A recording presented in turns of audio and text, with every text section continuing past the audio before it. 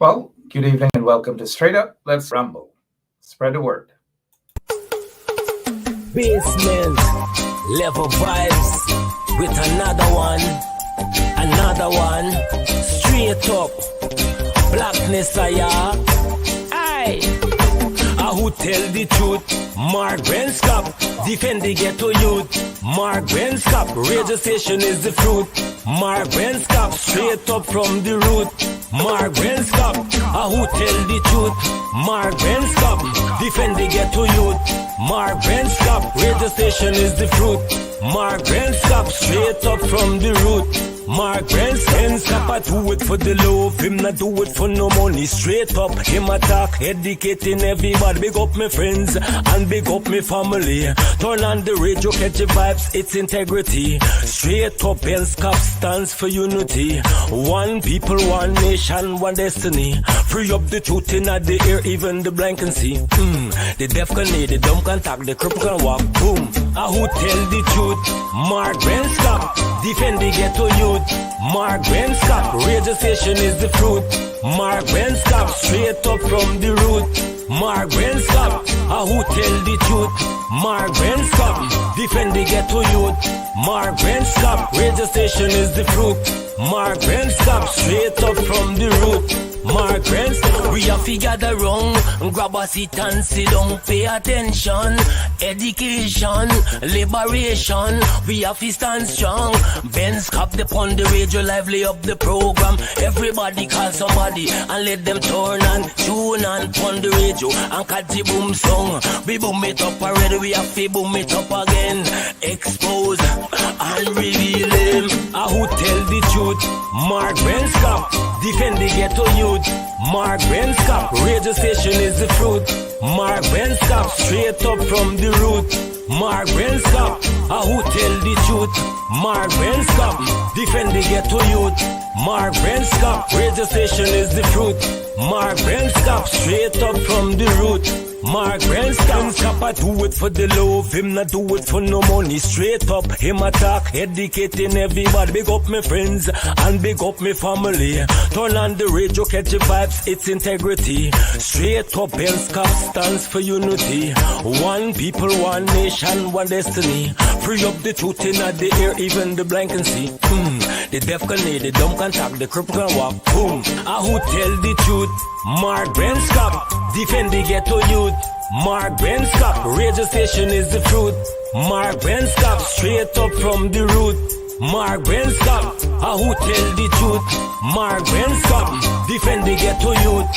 Mark Benskop, radio station is the fruit. Mark Benskop. Hello, this is attorney Shellen Washington, owner and founder of the Washington Law Firm, located at 455 Utica Avenue in Brooklyn, New York. We're specialized in medical malpractice, personal injuries, matrimonial law, and landlord and tenant. If you're in need of legal representation, please give us a call today. The number to call is 718-877-3100. Consultation is free at no cost to you. So call us today to see if we can be of any assistance to your legal needs. Again, the phone number to call us is 718-877-3100.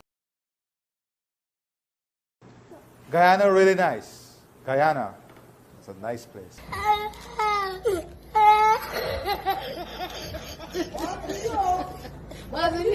Oh my God. Guyana really nice. Guyana, it's a nice place.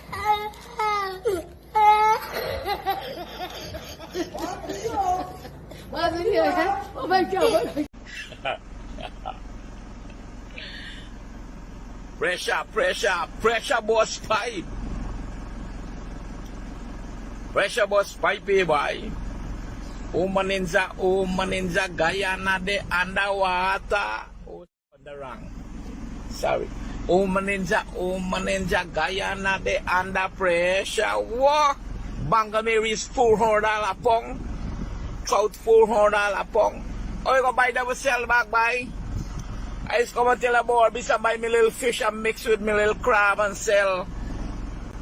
thing that just raise, thing just double, the price just double. Oh, partner. What you could do now? You don't squeeze out the juice from the Guyanese people. The beer hawks left, what you could do with the orange? And we can't eat the fucking hawks that we can eat. Pressure bus pipe, partner, pressure bus pipe. When you put up a fucking 20,000 this week, next week you put up a 10,000, and week you put up a fucking 15,000 end of the month, you gotta still borrow 20,000, but somebody will pay the bill. Right now, like water bill, more dear on light bill. And that Making the short video for send to you and the viewers and listeners. I'll know we punishing in Guyana. Punishing. Rice gone up, sugar gone up, flour gone up, cost of living just gone up, gas gone up from 3,400 to 3,800. Real hungry days under this installed PPP government. Real hungry days we gone back to. Guyanese? Oh! Real hungry days. Real hungry days. It means that we would not have gotten the statements of poll for every polling station. To be honest, the People's Republic. Forget about her, to be honest. We already know you're not honest. She's just not honest. Because after the election, she went straight in Google. She went straight and hide. You know, like on the quarantine, you say hide and seek, and you just hide and seek. Or you're playing Rio, and you got a Rio, and you go and you hide somewhere behind a latrine pit, behind some dong tree, guinea tree, gooseberry tree, pomegranate tree, whatever tree, and you hide. That's this woman. She's gone into hiding. But yet she said, to be honest with you. But look, I'm starting off with this here. Good evening to all of you. Tomorrow is the elections petition. One of those elections petitions. Tomorrow. And we will be carrying it right here on 107.1 FM. Right here for you guys. Every single thing we will carry right here on 107.1 FM. And so it starts at 9:30. 9:30 tomorrow morning. Right here on 107.1 FM. It's the elections petition, Thorne and Bostwick versus Keith Lowenfield. Others, Keith Lowenfield and others tomorrow right here on 107.1 FM. You can't miss it. We will carry it live right here. So tomorrow morning, we're going to be hot right here. Look, we only say it once. We're not going to say it twice. We're not going to beg you guys. Share the link, share the link. We're not going to spend half hour to do that. Share the link, share the link. No, I'm just tired of that. You guys should know that. It's automatic, right? But enough of that. Those of you who have already shared the link to your friends, relatives, and so forth, thank you all so much. Afras Usman, what's going on, my friend? What is it? Let's see here. Good evening to you, Osman. Afras, good evening to you, my friend. I haven't, we've got to speak. But I got you. Good evening. Thanks for your comment. We do. Hail up all ones. One people, one nation, one destiny. One people, one nation, one destiny. Thank you so much. And John, hey, look at that photograph. And John. And John, remember, I'm on the show. Be careful with your photographs and these sort of things. Come on. You know what I mean? Mr. Brown. Good evening to you, sir. Thanks for telling folks to share the link. We appreciate it right here on 107.1 FM. We take the time out and we salute those who are in the trenches. We salute those who are brave enough to be fighting and those who are consistent. And a lot of you know who you are. Brown, you have been doing your thing. We salute you as well. The State Department report is out. I'm sure you would have seen that, Norman and others. The State Department report is out. And no one group or no one individual can take credit for that. It's a collective thing because we have been banging away. and what is happening in Guyana. And featuring in terms of police corruption and so forth and so on is the non-active move by the police to investigate a quote-unquote businessman and allegations that that quote-unquote businessman is connected to the murder of an individual. We have been talking about that. Bascom and so forth. Detective Bascom has exposed them. To this day, they haven't arrested, quote unquote, that businessman and quote unquote, his security guard. Mohammed, if you're watching, good evening. Good evening to, what's his name again? Whatever, Mohammed. Well, we have Mohammed Irfan and all these Mohammeds and Mohammeds and Mohammeds and Mohammeds. All right, thank you all for sharing the link. Let's get ready to rumble this evening. You should have a packed house. But let me say this to you guys. One person pulled out. One person say they're busy. Eglin Gomes is not with us tonight. Hopefully we'll have Eglin Gomes some other night. Hopefully. And let me say this. I noticed. Good evening, Lorraine, Azor, Perry. We say you mean gold smuggler. Now, the individuals at Mohammed's Enterprise, they're the ones. One of the guy, whatever that guy name is, said that he said it, that he's under investigations by U.S. law enforcement agencies for all manner of things, from supporting terrorism, assassin. Oh man, this is a heck of a lot, right? That's all I'd say for now. But I have a lot to say about that and so many other things. But we have our guests on tonight. We have attorney at law, Shellen Washington. She should be with us shortly. We also have J.R. Crawford. No stranger, right? These guys are no stranger. Then we have, thank you so much, our operator, Lemon. Just reminded me that we have the Honorable Member of Parliament.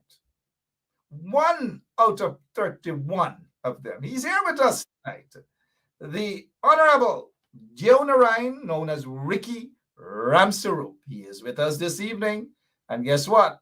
I don't want to delay you guys any further. There goes the Honorable MP. Good evening to you, sir. Good night, Mark, and good evening to all your viewers. Thank you so much, Mr. MP. Let's get to someone else. Let's see who else we can bring on. Thank you so much. We have the accountant with us, Wayne Caesar. Good evening to you, Wayne. We have the accountant. Good night, Mark. Good night, viewers, listeners. Thank you, listeners, viewers. We're getting an echo from somebody. Somebody. Let's go straight to J.R. Crawford, the businessman / activist / tell it like it is. Good evening to you, Mr. Crawford. Good night, everybody. Thank you, guys. We are waiting to be joined by the attorney. The attorney this evening is no stranger to you guys. Look, here we go. Good evening to you, Attorney Shellen. Hi, Mark. How are you? It's a pleasure to be here tonight again. It is always a pleasure to have you on here to talk about issues affecting Guyanese back in Guyana. And not too many lawyers take the time out to do this, what you do, you know. Apart from your practice, I know you're very busy. You must be getting those calls, those numbers, they're calling you. Good evening to you, Shellen. Hi, Mark, and good night to everyone here tonight also. Let me say, I know it was your mom's birth anniversary over the weekend. Yes. Tell her we say, all of us here at 107.1 FM say, happy birthday to your mom. I will let her know. Thank you, Mark. She's almost as old as all of us here. JR is an old man. Ramsroop is an old man. Wade is an old man. Your mother is almost as old as us. Good evening to everyone. We're also joined, well, not in studio, but online. Look at who is listening to us. Dion Bascom. That's the detective sergeant that has made the U.S. State Department issue a statement slapping and hard slapping the Guyana police force for not doing anything. Dion Bascom, thanks for listening. And we salute you, sir. We thank you for listening. We haven't forgotten about your story. We are not like those in Guyana and other places that forget about your story. Wouldn't do that at all. Thank you, sir. Now let's get ready to rumble. Who do we start with? Eeny, meeny, miny, mo. The member of parliament is probably saying he's a member of parliament. He should go first. Always Linda ladies is before saying gents. she should Always go ladies first. before gents. Let us start off, first of all. It's day for, what is it, International Day of Anti-Discrimination or something of that sort. But yet the PPP has issued a statement talking about that they're anti-discrimination and so forth and so on. Member of Parliament, Ricky Ramsru, what is your take on that statement coming from, of all set of organizations, the PPP? Take the first bite of that, Mr. Ramsru. You know, Mark, thanks, and good evening to the panel. Look, I was listening. I pick up my kids from school, and I was listening to radio, and I was getting this. Each one of them did a statement on this discrimination, and I had to turn it off because what you're saying and what is happening is two different things. And I think they prepared a statement quite nicely, and they read it like if nothing happens, right?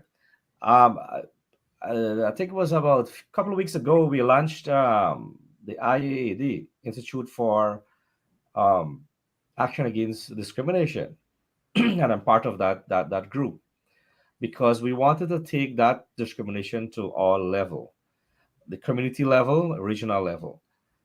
Guyana, since the government came in office, that's the first thing they started with: discrimination, political victimization. Only a few benefit. And you always mention the three F's: friends, family, and favorites. These are excuse me, these are the way they operate. And it's not only happening, Mark, in the African community, but it's also happening in the Indo community. And it's shocking because people don't understand if I say Indian community.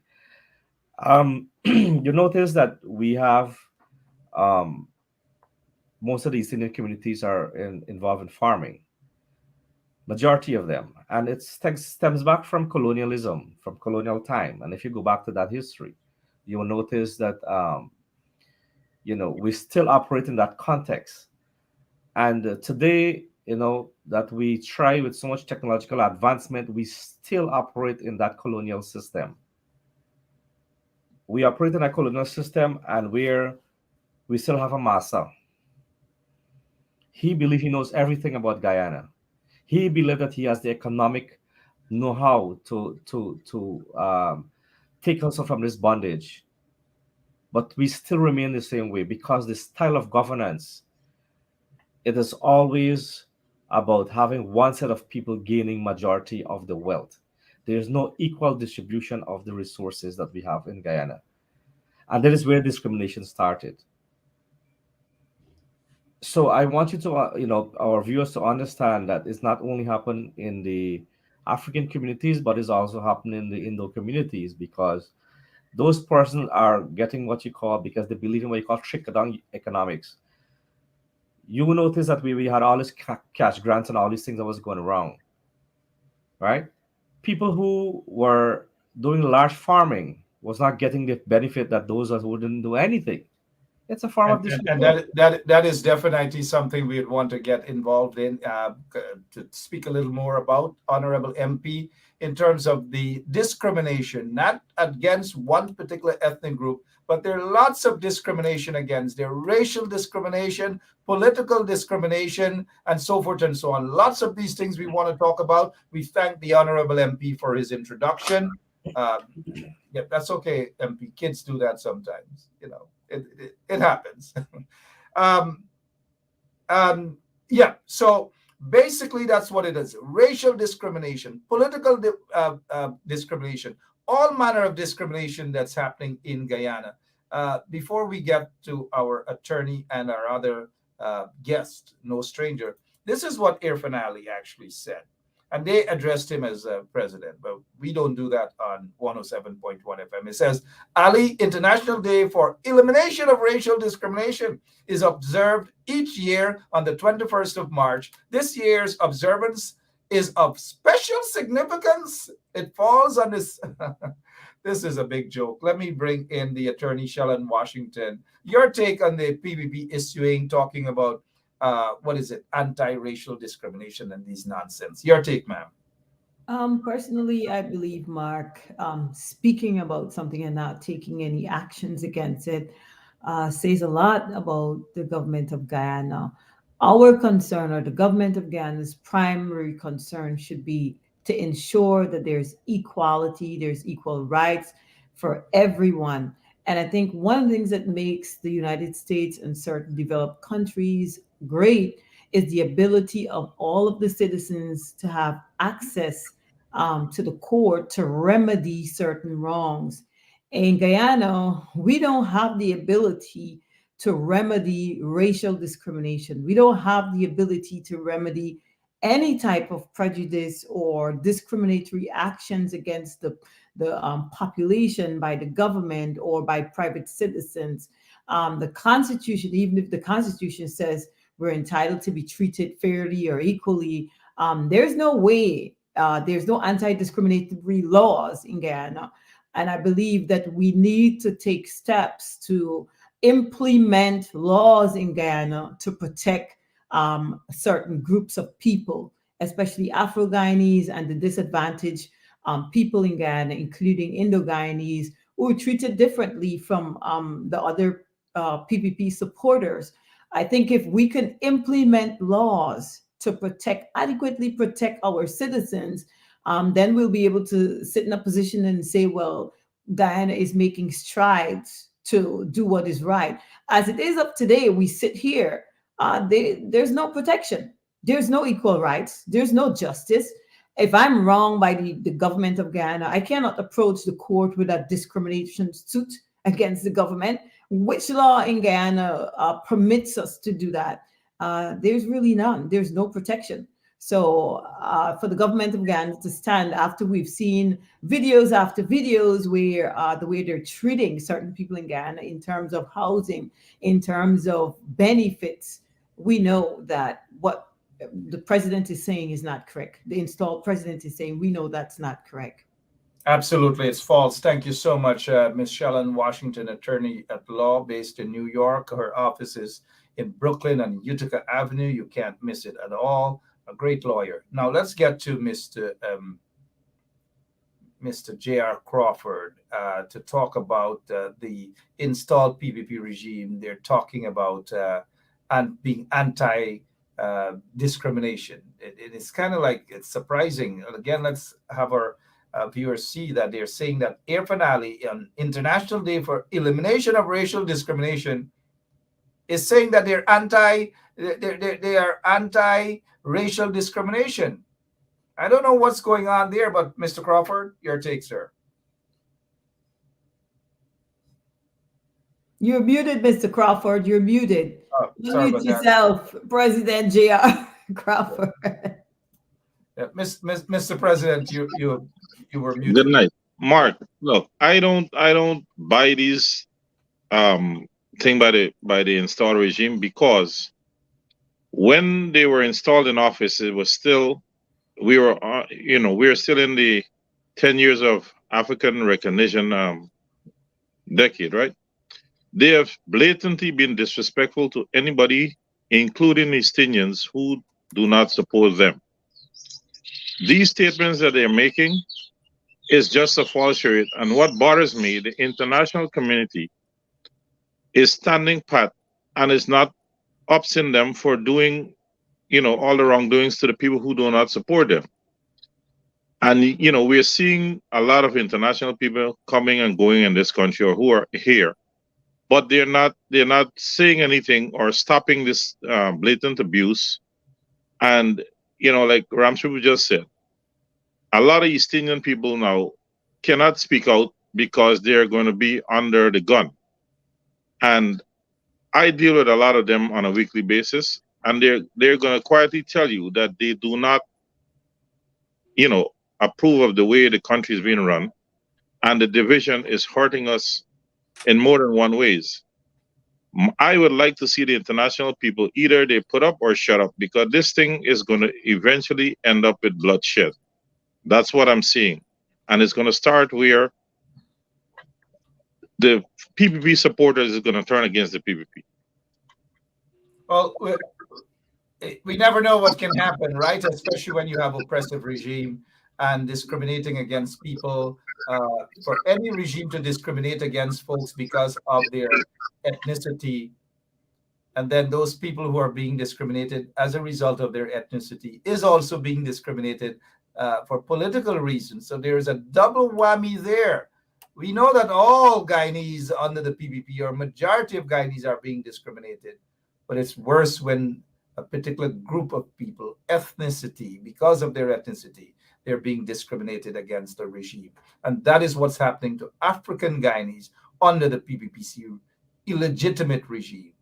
This is not to say that others are not being discriminated against. Others are being discriminated. Our Indian brothers are being discriminated as a result of their political affiliation. Our indigenous brothers and sisters are being discriminated as a result of their political affiliation. Mr. Accountant, Wayne Caesar, your take on the PPP's position that they are against any form of racial discrimination. I don't know. Your take, sir. Yeah. So Mark, that's that's such a barefaced statement for the PPPC to make. All right, they have continued their normal everyday marginalization of Guyanese people who do not support them. And you know something, they have not been checked on this.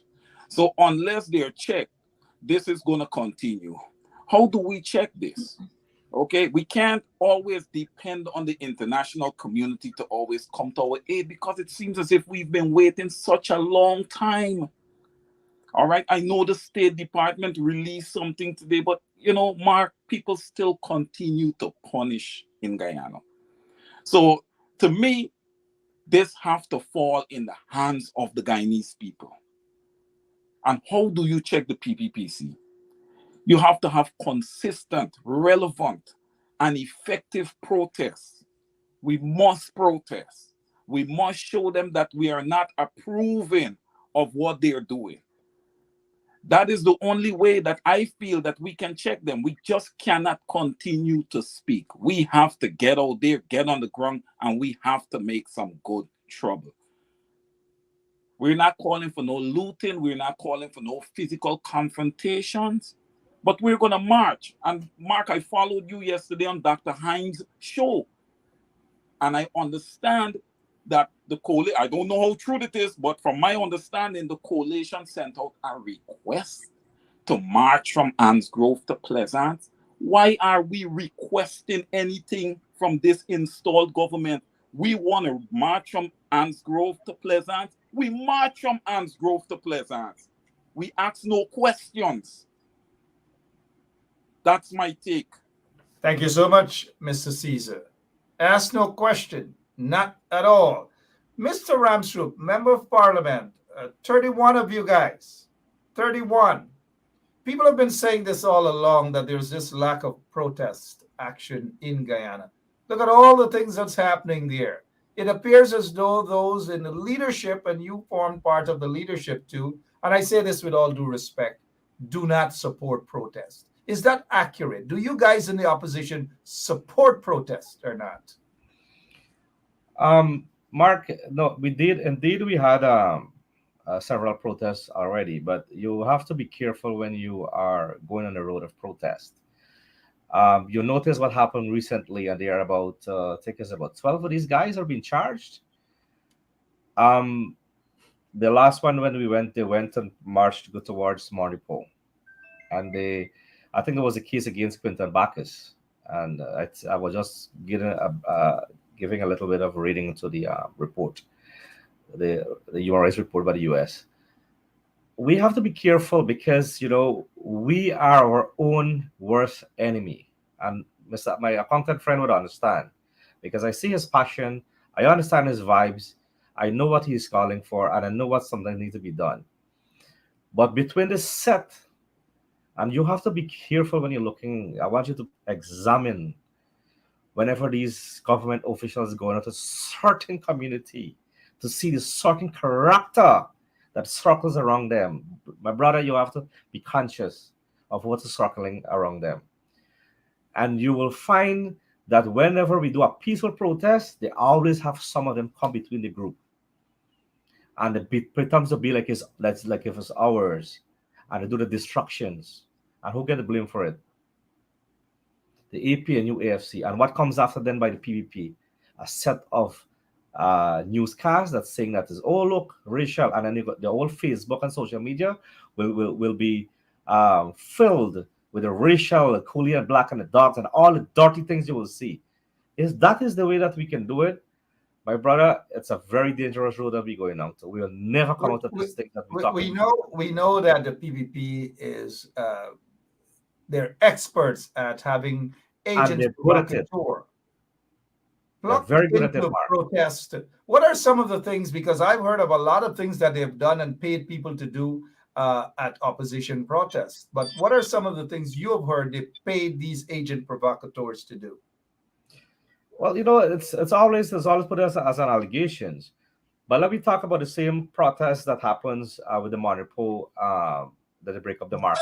Let us talk about that one. Sure. You have a group of people started from Golden Grove, past Enmore Police Station, past Vigilance Police Station, right? Only to be stopped, already set up roadblock in BV, which Monopoly is before BV, right? BV had to come to stop the protest. How is that possible? How is that possible? It was deliberately, if you orchestrated, you can see. And as soon as something happened in Monopoly, they gone and they give the people them support. What happened to Golden Grove? What happened to the family there that's supposed to get compensation? But what happened now? We are getting jailed. The people are getting jailed. They are on the wanted list. And that's only one typical example. And if we continue going that path, they're going to be doing that. We have to find the resources now to go and assist those families. I think it was about last week. I think that the family came out and they were protesters at the Golden Grove again. You know, before we get point taken, Honorable MP, point taken.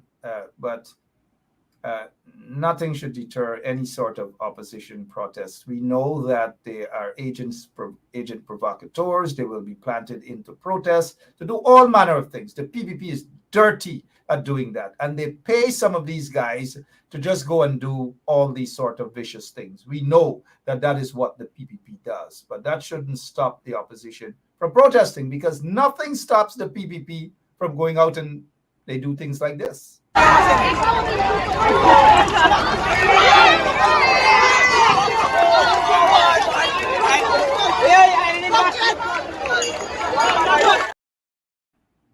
And then they go out and do things like this.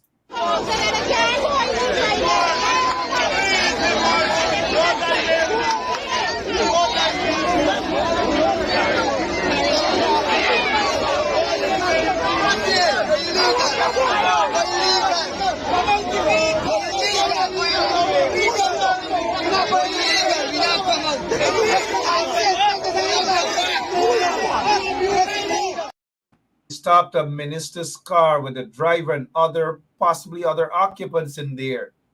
They could have killed those people. They could have assassinated those people. Look who was head of the protest there, right? Who was in front there? Was that your family? These people are not afraid to protest. These people weren't afraid of repercussion, but yet the opposition, bye, here, bye, Miss Shellen Washington. Do you agree with that sort of approach? Hey, we got to be careful. No. The thing is, Mark, and the thing that Guyanese need to understand is that if you don't fight for your right, you will never get it. If you don't get up and fight, you will never get it. For too long, the opposition has been suppressed. Every time they want to get things done, they decide to get up and go out. What happens? terroristic tactics are used against them. And I say terroristic tactics because that's exactly what it is. In a democratic country, the government should not instill fear in the people to cause them not to want to go and act on things that they need to accomplish for their country. But in Guyana, you speak out against the government. You say something inappropriate against them. You go and protest against them. And that's what happens, exactly what we're seeing the Honorable Minister saying, fear. They don't want to go, fearful of being arrested, fearful of some sort of disruption in the protest, because the PPP is going to send their people to do bad things, and then the police is going to come out and then they start shooting. This is wrong, and I don't think the opposition should allow fear to cause them, to cripple them essentially, because that's what fear does. It cripples people and inhibits their ability to go out and do anything. And I think this is a tactic, a dirty tactic that the PPP has been using for decades. From the time I was a child, I've been hearing of protests where guns were used, pellets were used, people were shot.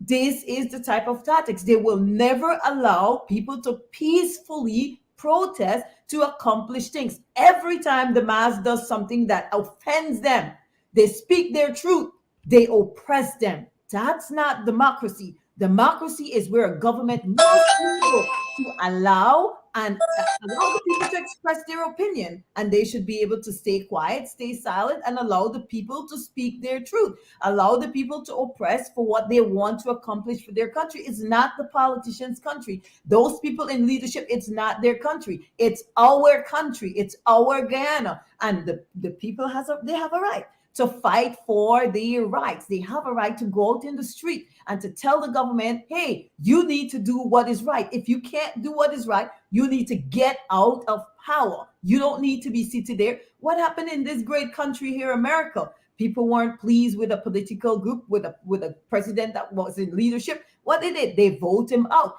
Now we have a situation where ex-president is about to be prosecuted in this country. Where in Guyana does that happen? A president could be raping, robbing, stealing from the country, corrupt as heck, doing all bad things, killing people unjustifiably, peddling drugs, and what happens? They walk scotch-free. Nothing happens. There's no repercussion. Why would anybody want to leave leadership in Guyana? You have so much privilege. You don't get prosecuted. You're immune from prosecution even after you leave. That doesn't happen anywhere else in the world. And you're oppressed and suppressed if you even attempt to speak up against the government of Guyana. So I would say the people should not allow fear to cripple them or to inhibit their ability to go out and fight for what they believe to be the right thing. Well said, Ms. Washington. I'll get back to the Honorable MP shortly, because it appears that the majority of people do want protest and believe that the only thing that can cripple this regime, as what happened in 1997. There was mass protest across the country, all across Georgetown, where thousands of people hit to the streets, and they were able to cripple the regime then. It is my view that if we continue to hear this fear coming from those who are elected and selected officials, that why we should not protest, I think it does more damage to the psyche of the supporters of the opposition. And I say that with all due respect to our member of parliament here tonight, because remember, the leadership now of the coalition, the APNU-AFC, got into office and was elected under the pretext that there wasn't anything done. People were not going on the streets. The former leadership of the coalition, they were not going on the streets. They were soft. They were just issuing press releases. They were just talking at press conferences. But I tell you this, we're worse off now. The leadership is talking a different tune. Mr. Caesar, why do you suppose that they just don't want to hit the streets? They promised the people that they were going to have action once they have this new leadership, but this new leadership is not offering any sort of action at all. Mark, let me start off by saying, and Ricky, I understand your point. I just wanted to respond to that. but we got to keep the iron in the fire. You know, that to me, that's the only way that we can move this country forward. We cannot keep the same posture. I mean, when I look at the opposition, I mean, I just made a comment on Dr. Hines' show last night that Mark was on. That, you know, when I look at the opposition now, I see people like Mark Benchop, J.R. Crawford. You know, these are the guys who are actually speaking out and literally keeping that lit fire for the people of Guyana. You know, I'm not seeing the opposition. You know, now Shalon is contributing, JR is there, you know, and that's how it's going. And these are not people that are going to parliament. I want to see more from our parliamentarians. We cannot look. There's a saying: if you can't take the heat, don't go in the kitchen. We cannot be posturing and you know, as ministers and you know, opposition leaders who's representing a people, but we're just not doing the job. You know, we got to get on the ground. You know, we got to get the people out, and we got to go out and fight, man. We got to fight again for our country. It should have never came to this point. We've already done it before. Now we have to do it all over again. All right, Mr. Wayne Caesar there. We'll get back to the Honorable MP. I know he has a mouthful of things to say, and rightfully so, he will be given that opportunity to respond. This is not a criticism against all of the MPs. There are some MPs who are working indeed, and we salute them. But the electorate, the people, the supporters of the coalition want to see more action, and not just protest every day. You protest willy-nilly for nothing. But people want to see action. They don't want to feel as though they're being hijacked by those who are in the opposition and fear mongering and so forth, that we can't protest and we can't this and we can't that, and some ambassador whispering somebody's ears that they shouldn't protest and these things.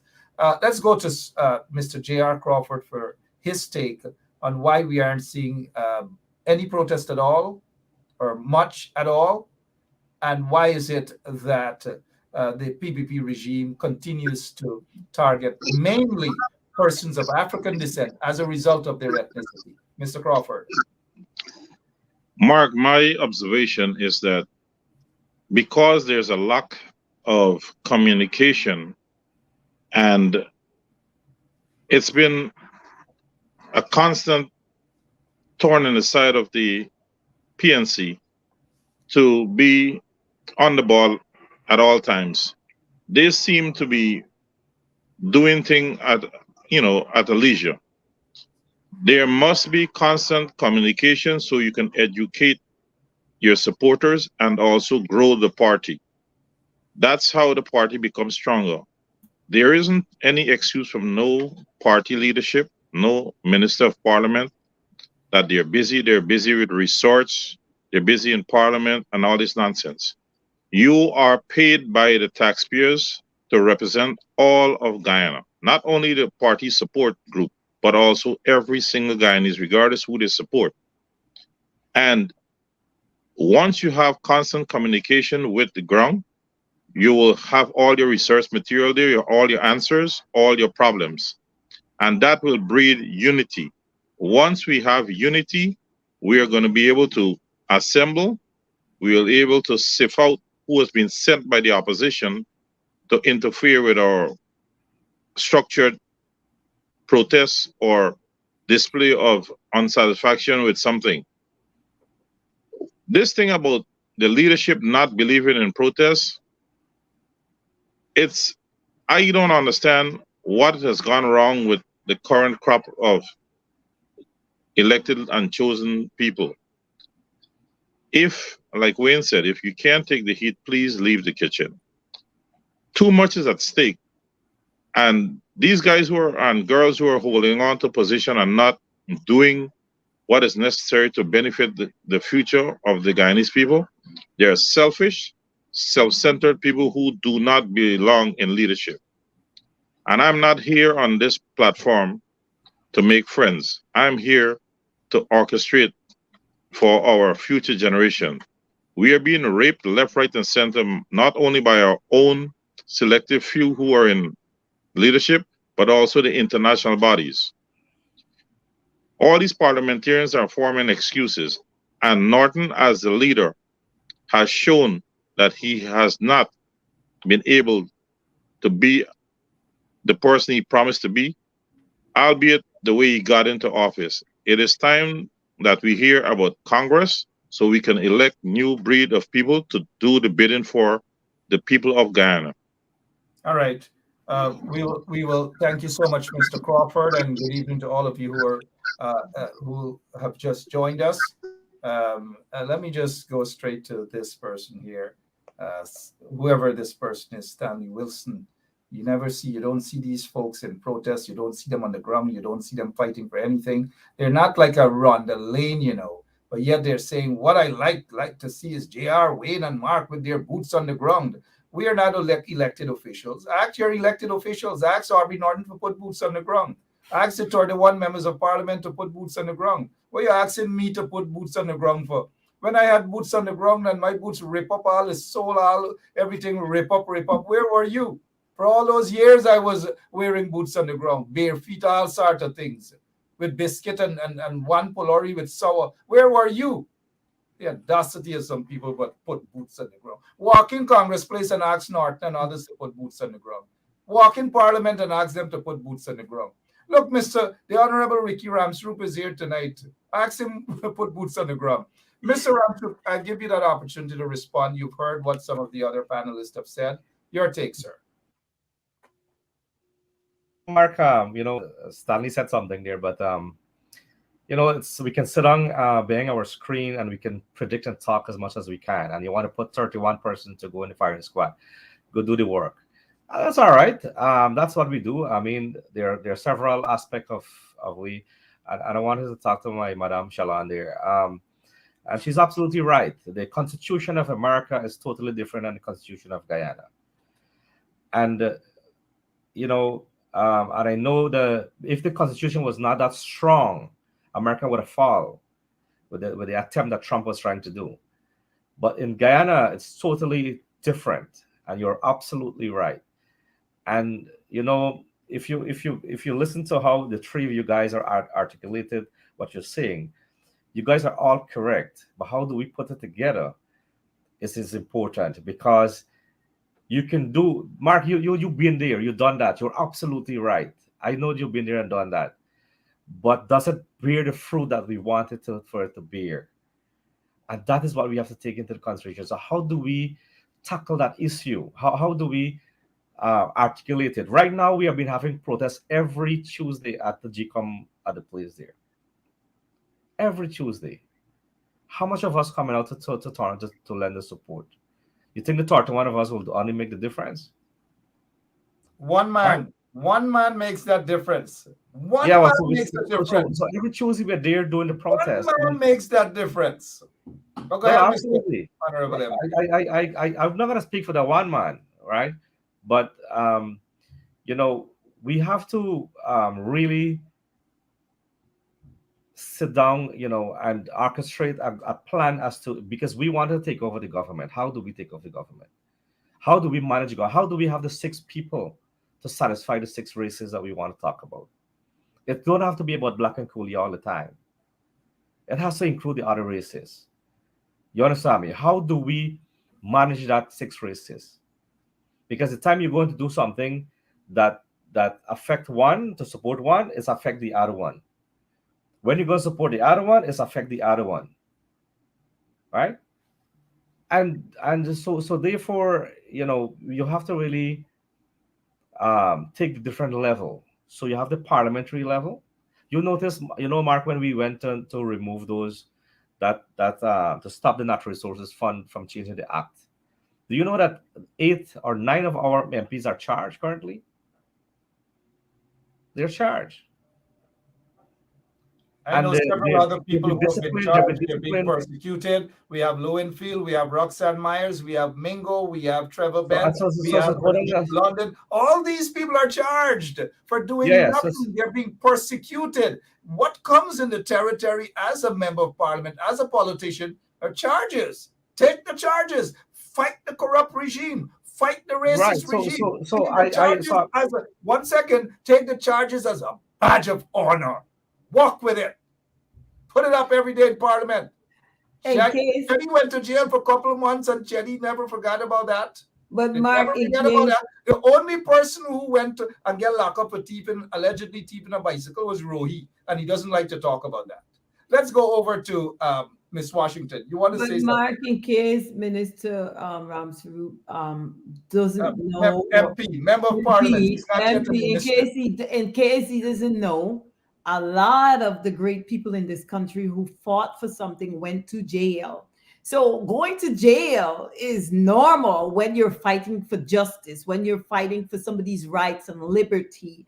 The great Dr. Martin Luther King, he himself went to jail. That's something that is normal. So it's not something to be feared. And one of the things you need to understand that those in leadership, they know when they're doing something that is wrong. They know what they're doing to oppress the population. And that's one of the things they use to put fear in you. Like, if you do this, you're going to go to jail. If you protest, we will arrest you and we will put you in jail. And that type of fear, people buy into it, and then they're scared and they're fearful of going and face the tape.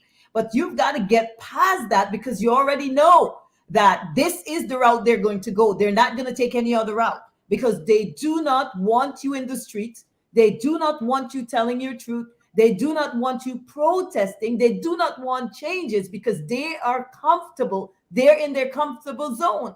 It's you now who are uncomfortable because they're not treating a certain group of people correctly. They're not being treated fairly, and they're being oppressed. So now they've got to get up from their oppression, and they've got to fight. And if you don't recognize that, is no easier way to say this. There's no easier way to accomplish this than getting yourself in the street and protest until you get justice, until you get victory. It doesn't come easy. The road to justice is not an easy one. Whoever told you that it was an easy one lied to you. It's always a rugged, rough terrain to get to the road to victory. It doesn't take, it's not easy. And this is why a lot of people who doesn't have the guts to do it, they don't do it. They sit down and they take a seat in the corner because they can't. You understand? Most of the great people you see, look at Cuffy, who fought for the slaves. Look what his end result was. He knew it's something he assumed the risk. And if you don't want to assume the risk, don't go. It's a risk you have to assume that, hey, you might end up in jail. You might end up with something happening to you. If you don't want to assume the risk for the liberty and the justice for people, don't take the lead. Don't do it. Let's bring back the honorable MP. Go ahead. You see, Mark, the parliament was created for where we are supposed to fight the battle there, right? That is where, but that's what parliament was created for. That is not on the street. Street is a second resort. Parliament is the first one, and that is where you take the debate and you take the issues out. What they did when you removed 9 persons from my side. When you remove 9 persons, it's a strategy, it's a strategy. So Bill Michelin, it's a strategy they're using. And I hear you. I'm not saying that there's no big protests. We had several protests already. And there are going to be a time going to come. I think Mr. Caesar speak about a time going to come earlier. When they remove that 9 persons from there, that 9 persons can't speak on issues that we wanted to speak. You understand? Because that is where the fight is. When you're going to highlight all the issues and all the wrongdoings, what you're doing. That is where we can take the forefront. That is where the fight is.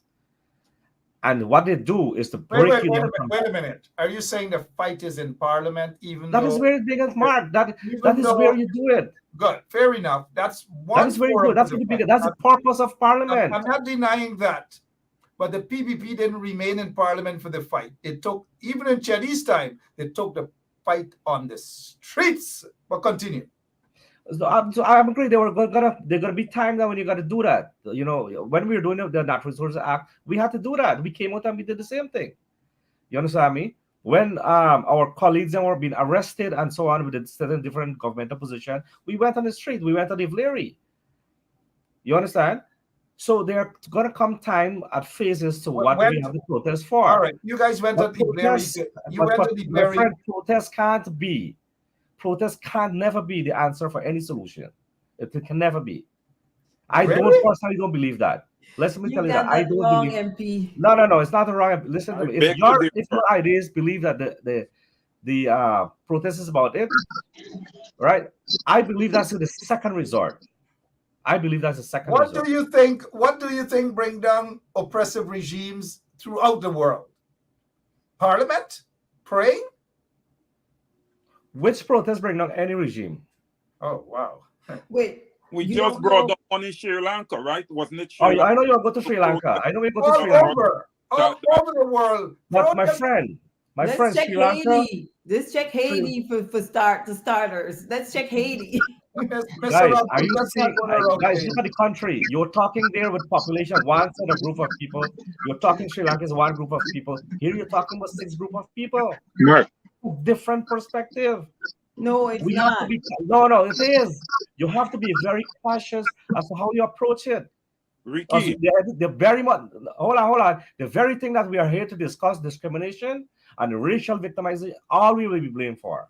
but Mr. Ramsroop, I must say this to you.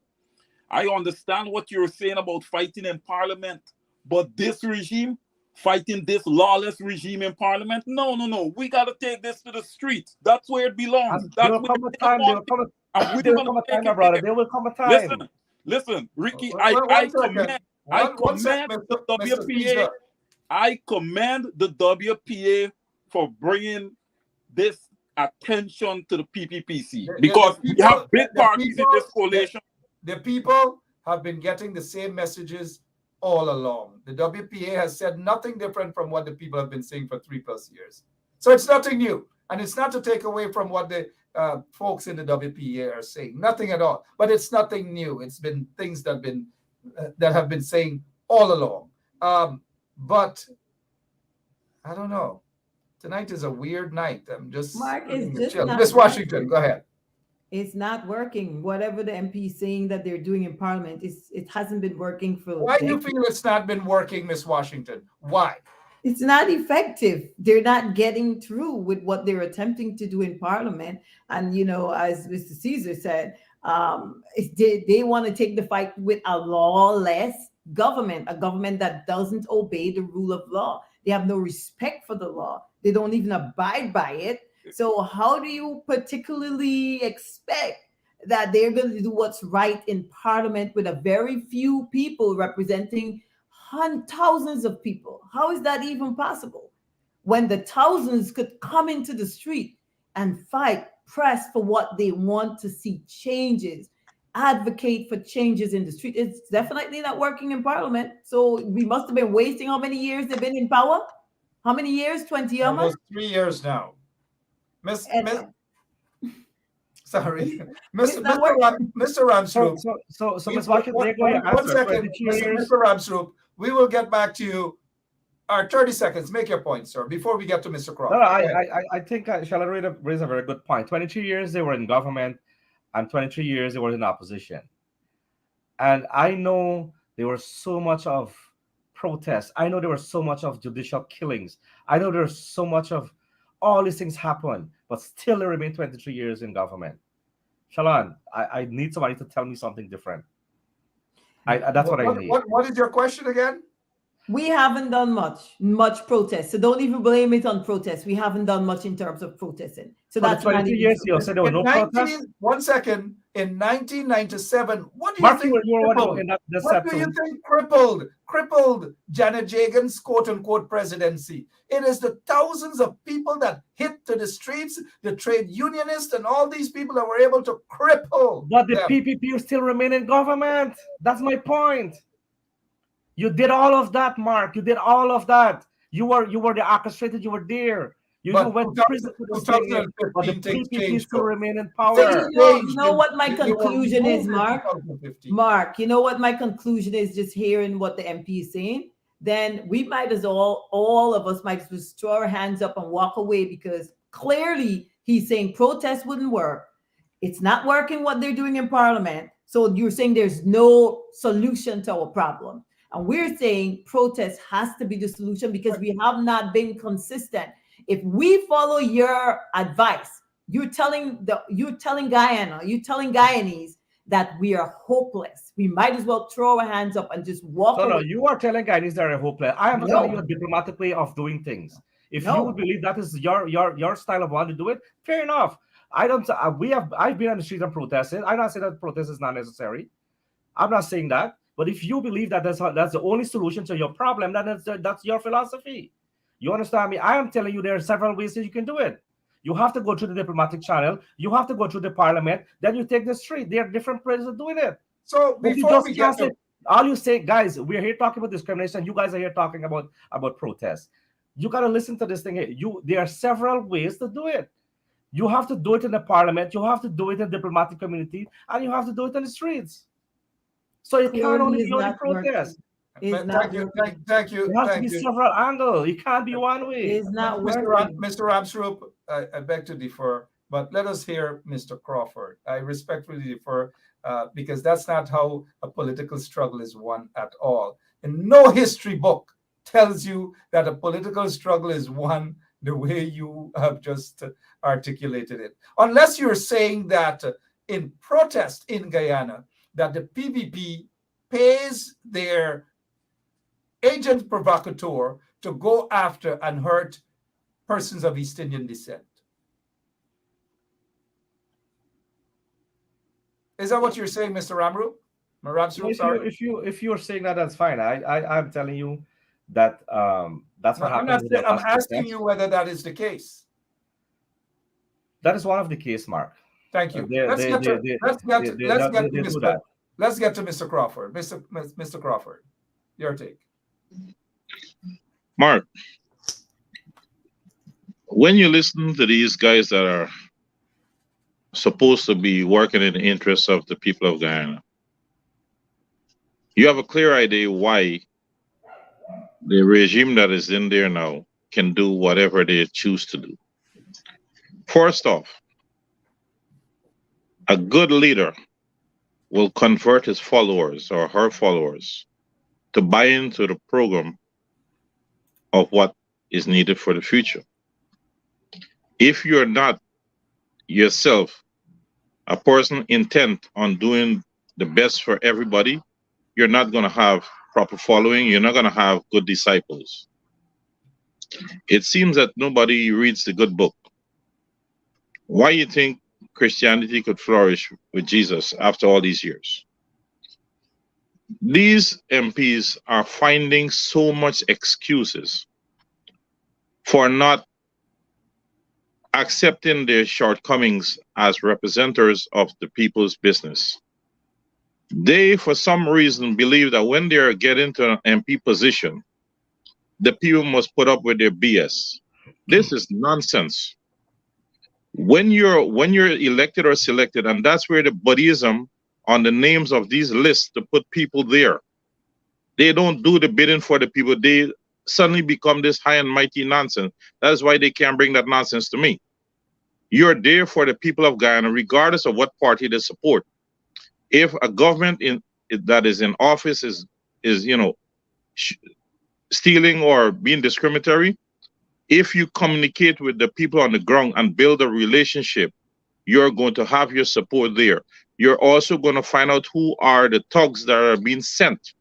And the very followers, once you have constant communication on the ground, you will know who are there on your side and who are there to cause trouble. The Constitution of this country guarantees us to assemble. So I don't know where the stance is coming, where that it's American Constitution different in Guyana. The people that framed this Constitution were not mad people. They were brilliant minds. Our problem in this country right now with this opposition is too many crookery to get to a point, and once you get there and draw your salary, that is all that matters. The people of this country who are left wanting for whatever reason should start chasing out these MPs from regardless which side of the aisle they stand.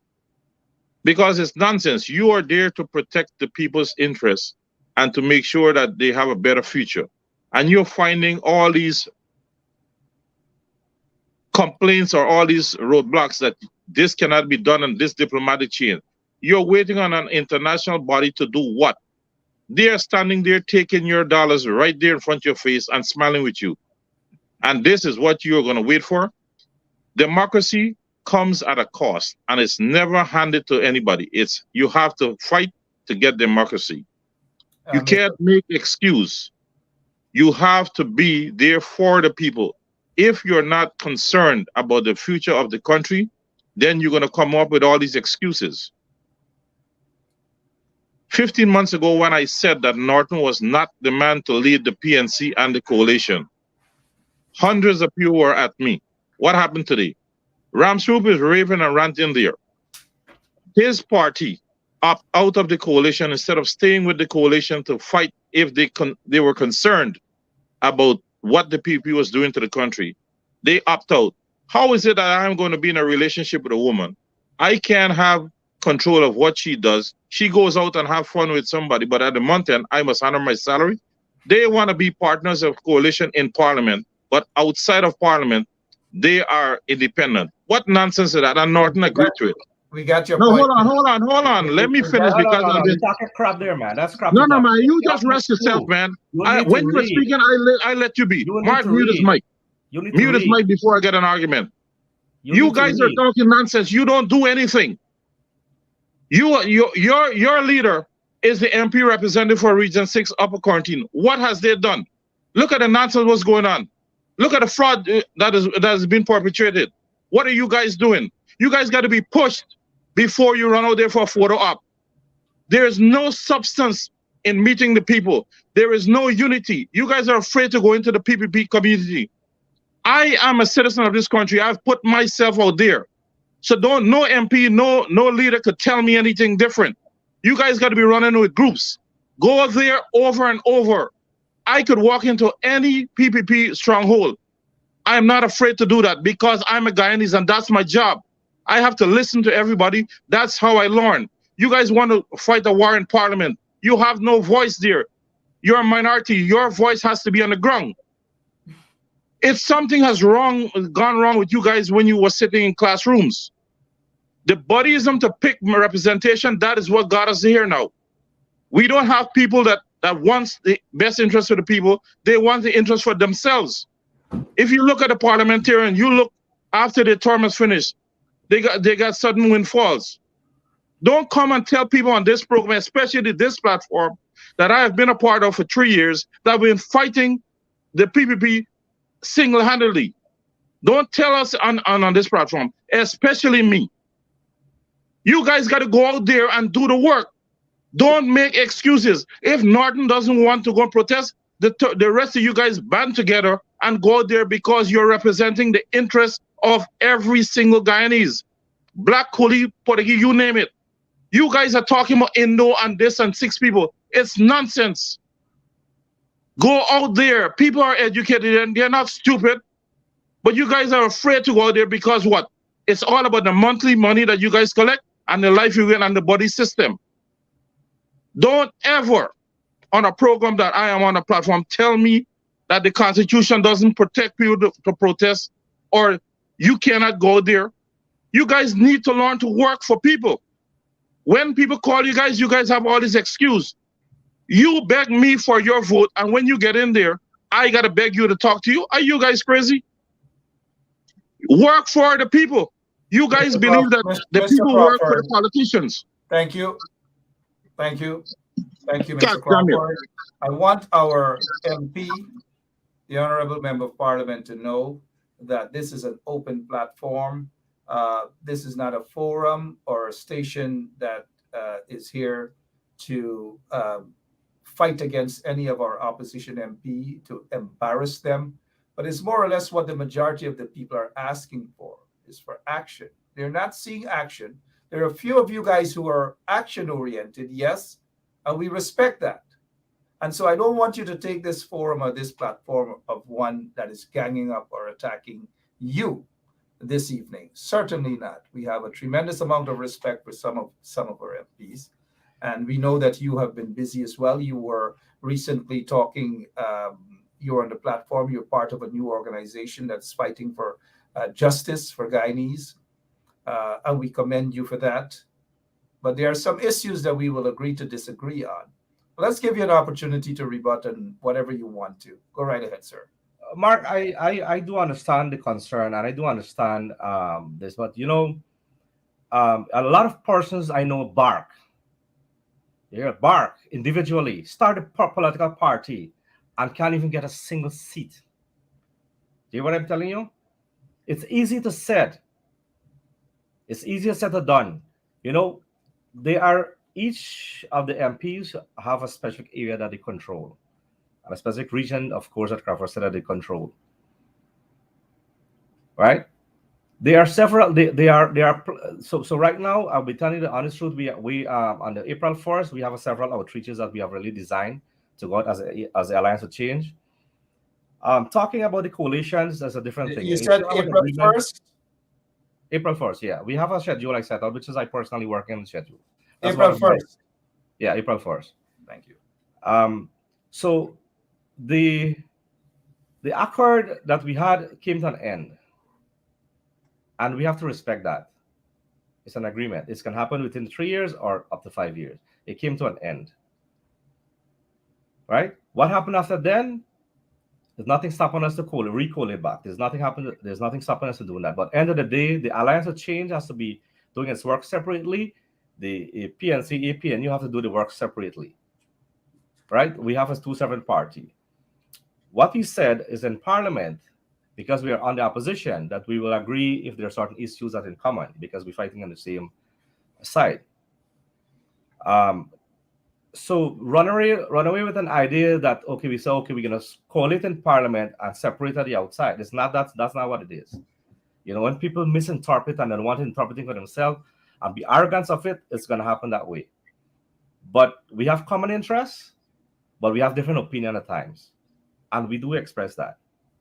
Every Friday, we try to keep a press conference, and you can see our views.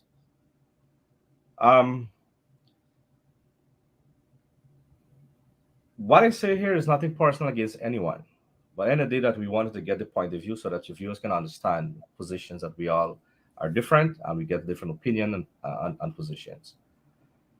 I, as a young member of parliament, I still have a long way to learn, a lot of things to learn, a long way to go. And, I did not came from a political background. None of my family was political oriented. I'm not a lawyer by profession, because you always find that always in the political arena, many persons becomes is in the lawyer profession because of the laws and policies.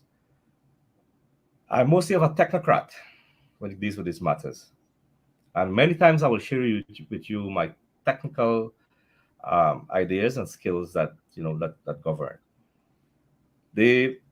I can't speak. As my friend is saying, I can't speak for Mr. Norton, who is the current leader of the PNC. But and I hear the whole concern about the protests, and and I wish that many that who say, okay, let's protest to come and join us. We call protest several times, Mark, and our numbers. You know our numbers. And I understand the economic pressure that people go through sometimes, and the way the struggle that they have to do, and especially now that the cost of living is like 3.5 times more than where we left it in 2019. And so you can see the economic pressure, and I understand the economic pressure that's going on. If me, I feel it sometimes. And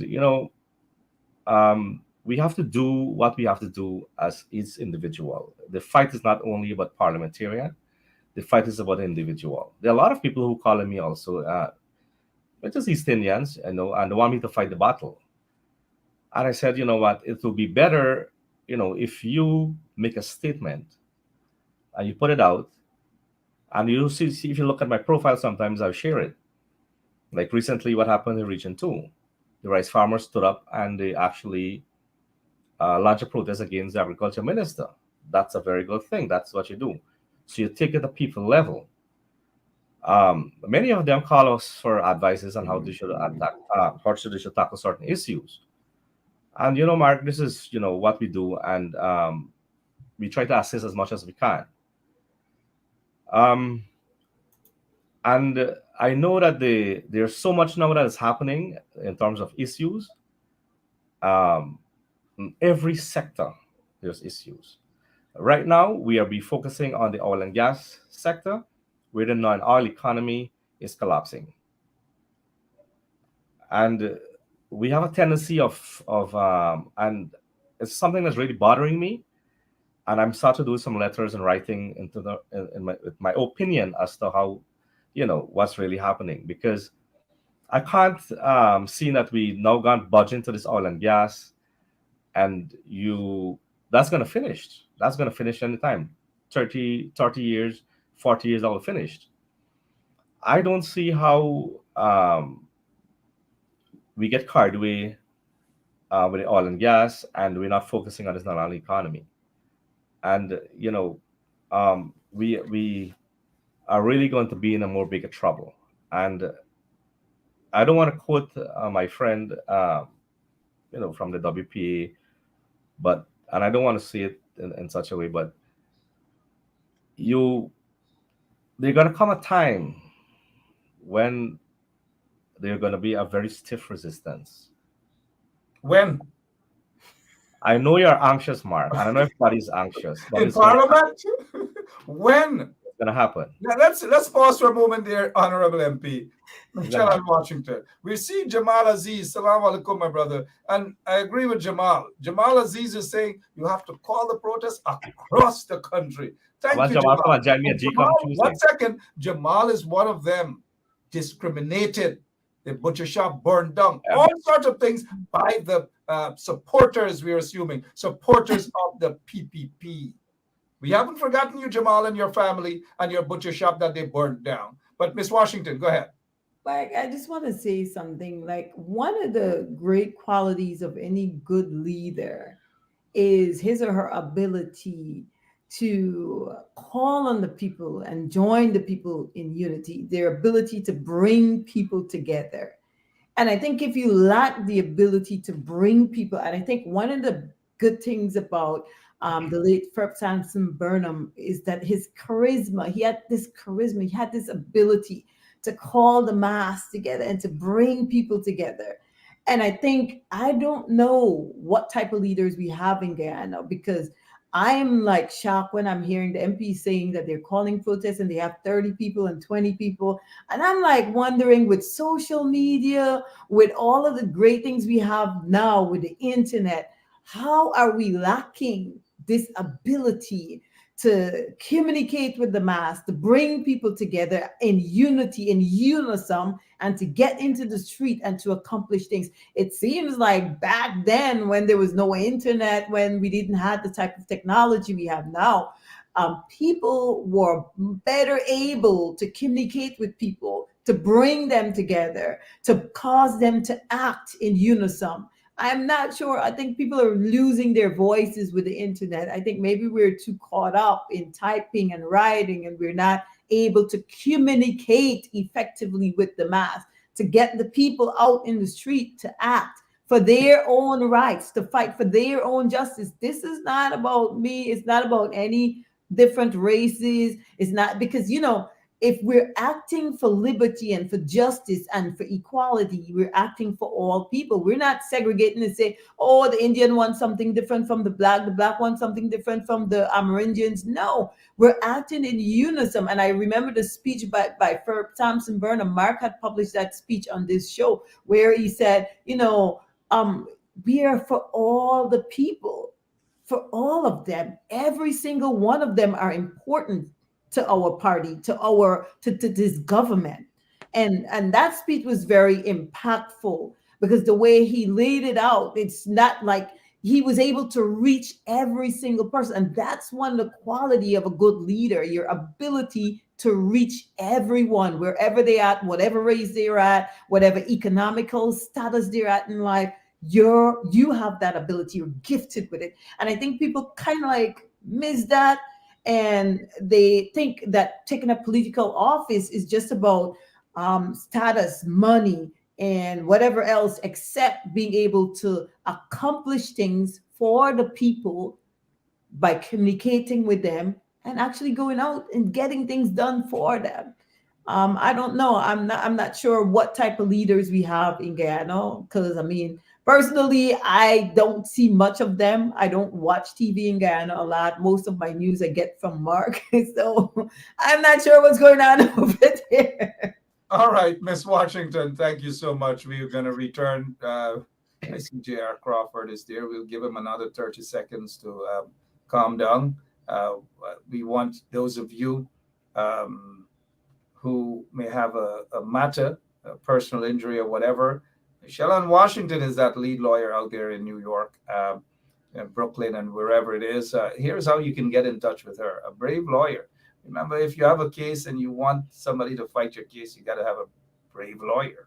So, this is attorney Shalon Washington, owner and founder of the Washington Law Firm, located at 455 Utica Avenue in Brooklyn, New York. We're specialized in medical malpractice, personal injuries, matrimonial law, and landlord and tenant. If you're in need of legal representation, please give us a call today. The number to call is 718-877-3100. Consultation is free at no cost to you. So call us today to see if we can be of any assistance to your legal needs.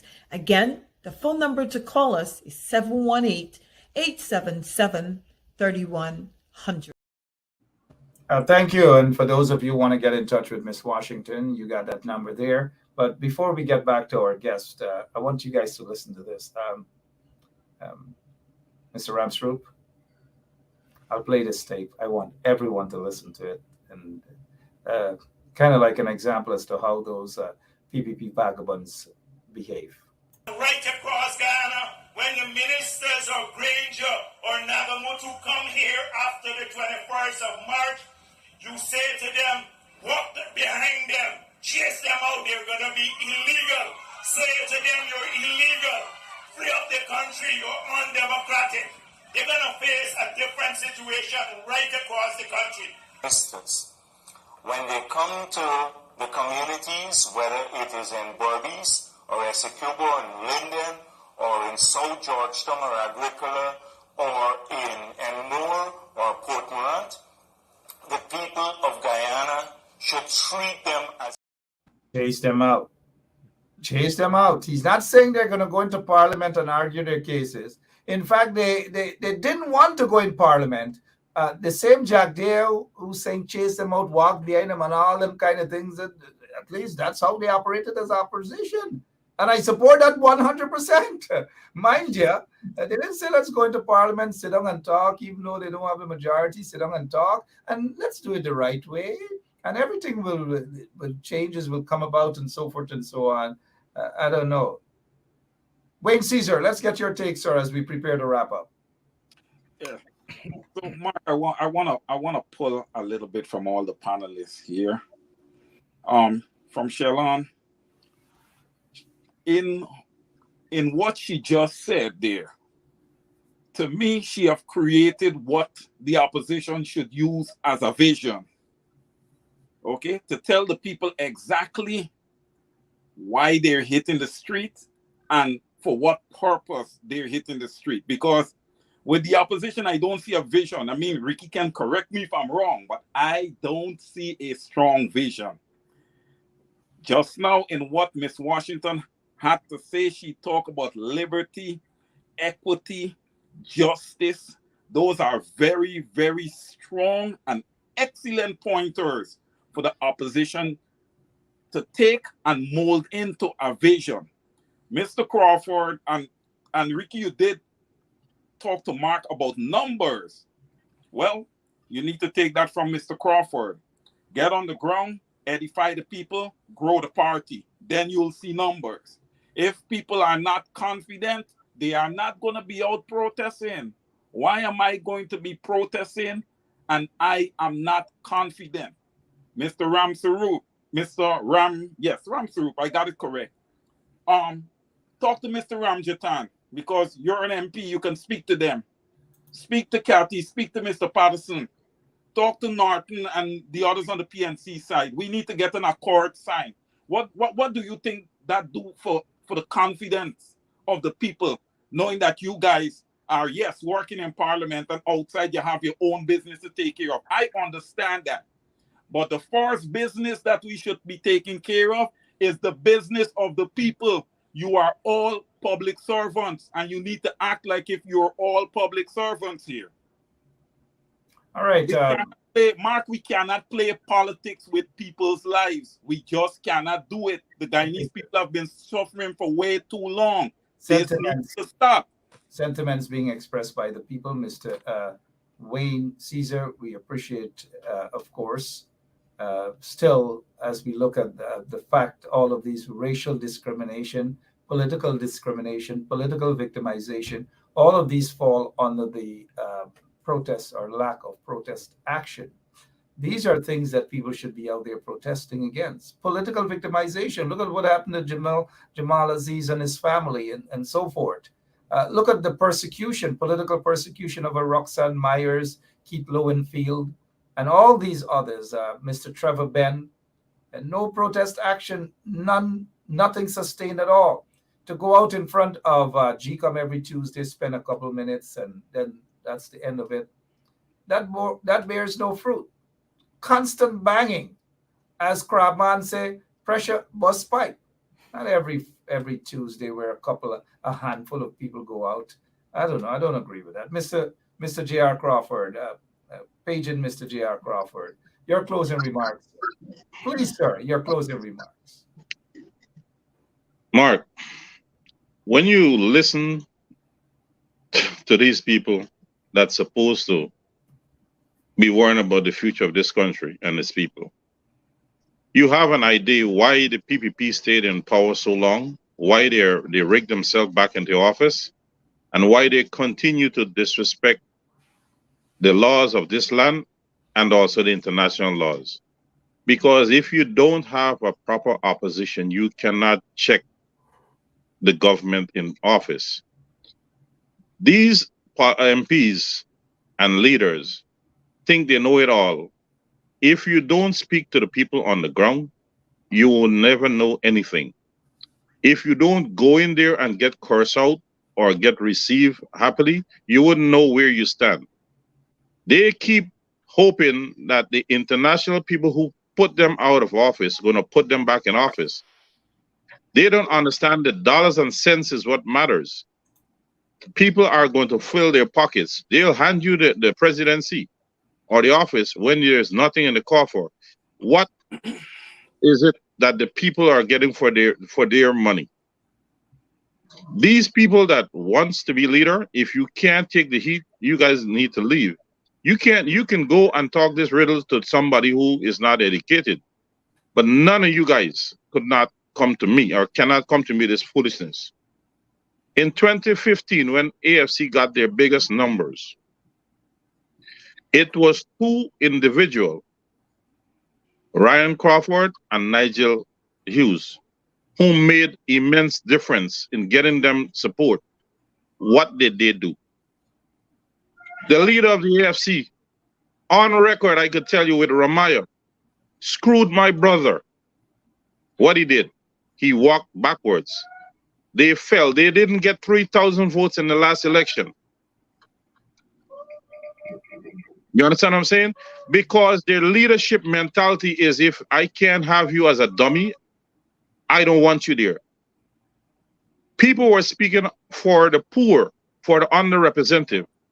Don't bring buddy system. The problem with Guyanese politics, they got to pull in their buddies. They can't pull in somebody who has the know-how, but and would not be corrupt.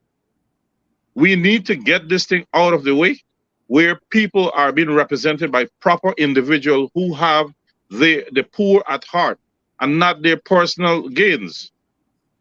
Ramshu could tell me all he wants about what they did and those are Mickey Mouse business. You go in there for 1 day and 2 days and that's it. The PPP were campaigning every day since the coalition got in office in 2015 until they get back. They did whatever is necessary. They went to their people. They did whatever they had. If somebody cried for a headache, they were there. The coalition do not go out there on a constant basis. They don't actually go out. You curse them, they go out for 2 days, they take photo ops, and then they disappear back into research mode. You don't win an election, or you don't garner support or grow the party on this lackadaisical behavior. Can they tell me every month if they have new members sign up? It's a waste of time. If this current behavior continues, don't look for a new government in the next election. Wait again for another 20 years, because we're seeing people who think they know everything else, who think that everybody must stoop under them because they are called MPs or leaders. No, don't bring that to me. You guys can bring that to somebody else. I'm an independent-minded person, and I will tell you exactly how I feel, and I will tell you where your faults are. Because my thing is, if I can help my community could help the next community, and we could expand to the country. If we can't join hands and take care of brothers and sisters' needs, what are we good for? You guys got to learn to understand, not because somebody and you are not friends, you're not going to communicate with them. The problem is you guys are walking around with chips on your shoulder, and the people in general are hurting. Educate the people. Don't be afraid to go into a PPP house. I don't care if a house or a yard has 15 Jandy flag. If I want to go in to talk to them, I am going to go in there. What's the worst they could say? Hey, black man, get out my yard. Or they'll say, hey, buddy, sit down. But you guys are seeing PPP stronghold and driving past like if it is a cancerous area. Stop and talk to the people. How do you think I get all this information? I am dealing every single week with PPP people on a majority. They don't curse me. They don't tell me anything about me being on the program. They listen. They said, I heard what you said, and it's true. Some will say, you know what? Our government is still the best. You can't do nothing. You can't win all, but at least you can engage them. At the end of the day, think of us as Guyanese and not black and Portuguese and Amerindian and East Indian. That is where the problem lies. We have been taught already to be one nation, one destiny. Why is it that we're still hearing Indo-Afro? That foolishness. Look, me, I am part of it. My mother's a Kuli, my father's a black. So what? I walk in the middle of the street. I am not racial, as many may think. My wife is Indian, so what the hell? We need to go out there and work for the people. You guys are making all these excuses. Moko, you guys had a lukewarm thing. PNC go, AFC don't go. AFC go, PNC. This is nonsense. Don't make a paper accord have to bind us. Bind us because of our common interests, that we want to have the installed regime removed from office so the people of this country can benefit. You guys are not even thinking of the next generation or two. We are not educating our people. We are not teaching them how to be loving and caring for our brothers and sisters' needs. As a leader, if you can't bind and sell your ideas to improve a country, you're not the leader's quality. You need to go and be a voter. That's my point for tonight, because I just don't want to explode more. Mr. Crawford, thank you so much for your closing remarks. We understand how people are feeling. People, Mr. Ramsroop, I'm sure you can get a gauge as to what the people are thinking. And I'm sure that Mr. Crawford and our other guests are speaking on behalf of the majority of Guyanese. And when I say the majority of Guyanese, I'm not there physically, but on the ground, I hear a lot. People are frustrated with a lack of representation. And we say this with all due respect and lots of love for you guys in the opposition. And don't get us wrong. People need a different sort of action, because the PPP, they're not listening to you guys in Parliament. Parliament is held, what, once in a blue moon. Mr. Ramsroop, the Honorable MP, your closing remarks, please, sir. Thank you, Mark, and the panel. And I'm very happy to be on your program again after a long time. And I wish Mr. Crawford to compete in his local government elections coming up. Let's have a good opportunity to talk to the people to get a good representation. Because let me interject here. I'm sorry. If Crawford were to be part of that local government election, would you go out and support and vote for someone like J.R. Crawford?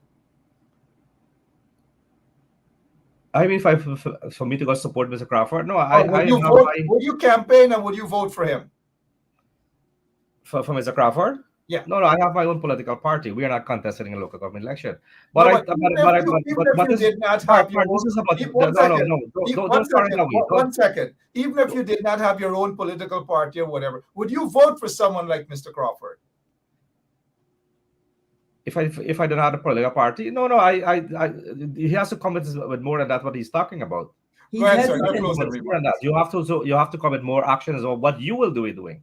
Your closing remarks. He's saying what we should be doing, but so my point is here, Mark, is that it's a very good thing. He makes some solid points, and I think he can be contested because as an individual you can contest local government as an individual. You don't have to be a political party. And I think Mr. Crawford has some very solid grounds. He said he'll be touching base, and he's doing a very wonderful job based on what he's saying, and he has a good thing. All I want to say, Mark, is that we have to I'm happy that a lot of persons recognize that there a lot of more work needs to be done. I'm not saying they or not, but we have to do it. And for me, I will continue to do my part and push as much as I can.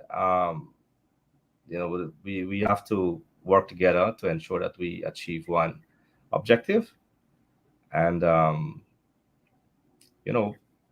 we have to do what we have to do. Thank you so much, Honorable MP. Ms. Shellen Washington, attorney at law, the last word from you for this evening. All right, Mark, thank you so much for having me tonight. I want to say thank you to all your listeners, and thanks to everyone who's on this panel tonight. Thank you.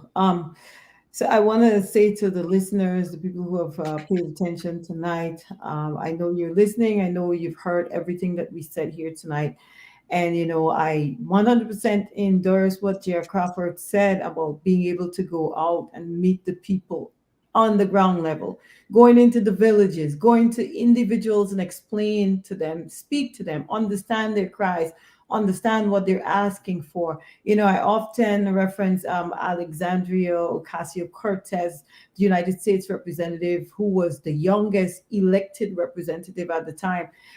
When she was asked how she managed to gain that victory, she said she was on the ground, door to door, knocking on people's door and introducing herself and letting them know who she was and asking for their vote. And I think that's one of the things that helped the coalition to win when they actually won back in 2017.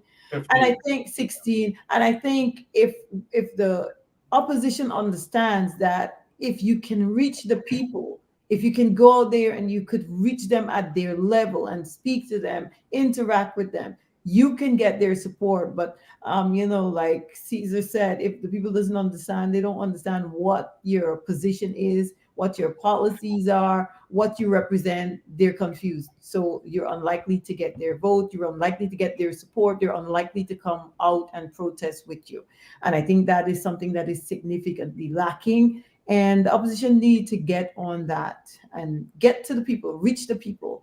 All right. Once again, guys, I want to say thank you. I want to continue to encourage my Guyanese brothers and sisters, despite what you've heard here tonight.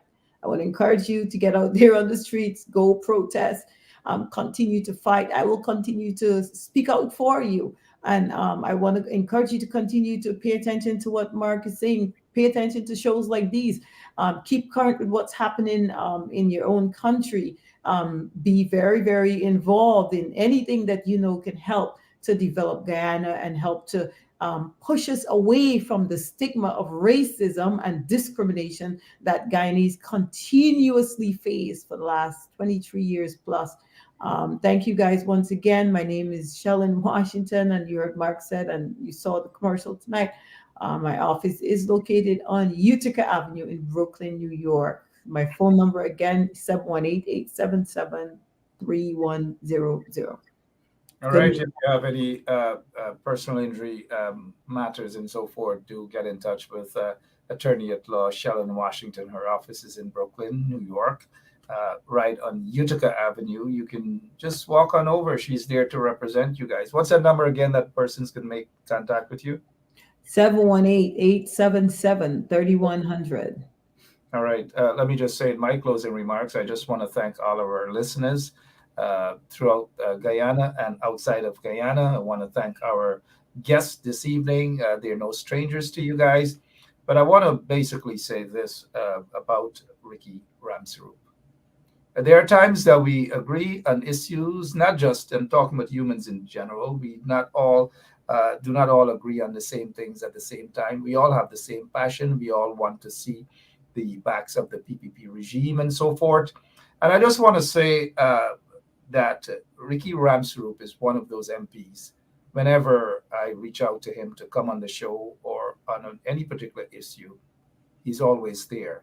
He answers your call. He picks up his phone. He returns phone calls. He's not afraid to come on shows and to talk about how he feels. We may not agree every time, but he's there. He's one of those MPs that I admire. Still, like he has admitted, there's a learning process, and he still has a lot to. He said it, and I respect that. And so I want you to know, Honorable MP, that this program tonight is basically a program where we let it all out and we express ourselves in a democratic way. You see this on CNN and CNBC and other places. We all can sit on the same platform singing the same tune. We all have the same objective, to see the corrupt, illegitimate, the installed PPP regime to be removed from office by every legal means necessary. I do hope tonight that you walk away with one thing, that the people want to see representation in Parliament by our parliamentarians, which is true. But the people also are eager, they're thirsty to see representation in the streets. Peaceful representation. Nobody's talking about violence, because the only thing the PPP would move the PPP is protest, peaceful protest. We hope someday that all of our opposition politicians will understand the significance of protest. Some of our politicians preached it before they got into office. And then when they got into office, they believe as though protest is something that is so bad, something that is so horrible, and they'll no longer want to even talk about protest. That by itself is a deceitful act. Our leaders need to man up or woman up and go out there and put real boots on the ground. They don't have to wait till they come to America to talk about protest and make all the promises that when they go back to Guyana, what they're going to do from what they're not going to do, only to let the people down when they return. Mr. Ramsey, this station is your station as well. We love you. We appreciate you guys, but you guys got to do more, my friend. Please give my regards to your family. We will continue to pray for you and your family as well, and all of our listeners. Until tomorrow, same place, same time. Thank you guys so much for tuning in. Take care. Thanks. Thank you all. Good night. Good everyone. night. Good night.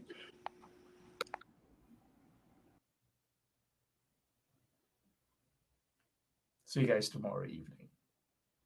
Take a read of that U.S. State Department report about the PPP, about corruption in the Guyana Police Force. Lots of things we will be talking about tomorrow evening. There was somebody who mentioned that we are the opposition. Of course, we are the opposition on social media and on these platforms and so forth. All of us play a part. There are lots of people who pick their microphones up, go live on Facebook. We salute those individuals. All of you guys are able to make that difference thus far and to pick up the slack where the opposition is wanting. I salute all of you. God bless you. Until tomorrow. Good night. So, this is attorney Shellen Washington, owner and founder of the Washington Law Firm, located at 455 Utica Avenue in Brooklyn, New York. We're specialized in medical malpractice, personal injuries, matrimonial law, and landlord and tenant. If you're in need of legal representation, please give us a call today. The number to call is 718-877-3100. Consultation is free at no cost to you. So call us today to see if we can be of any assistance to your legal needs. Again, the phone number to call us is 718-877-3100. Basement. Level vibes with another one. Straight up, blackness aye. Who tell the truth? Mark Benscop, defend the ghetto youth. Mark Benscop, radio station is the fruit. Mark Benscop, straight up from the root. Mark Benscop, who tell the truth? Mark Benscop, defend the ghetto youth. Mark Benscop, radio station is the fruit. Mark Benscop, straight up from the root. Mark Benscop, I do it for the love, him not do it for no money. Straight up, him attack, educating everybody. Big up my friends and big up my family. Turn on the radio, catch the vibes, it's integrity. Straight up, Benscop stands for unity. One people, one nation, one destiny. Free up the truth in the air, even the blind can see. The deaf can hear, the dumb can talk, the cripple can walk. Boom. Who tell the truth? Mark Benscop, defend the ghetto youth. Mark Benscop, radio station is the fruit. Mark Benscop, straight up from the root. Mark Benscop, who tell the truth? Mark Benscop, defend the ghetto youth. Mark Benscop, radio station is the fruit. Mark Benscop, straight up from the root. Mark Benscop, we have to gather round, grab a seat and sit down, pay attention. Education, liberation, we have to stand strong. Benscop upon the radio, lively up the program. Everybody call somebody and let them turn and tune and pon the radio and catch the boom song. We boom it up already, we have to boom it up again. Expose and reveal him. Who tell the truth? Mark Benscop,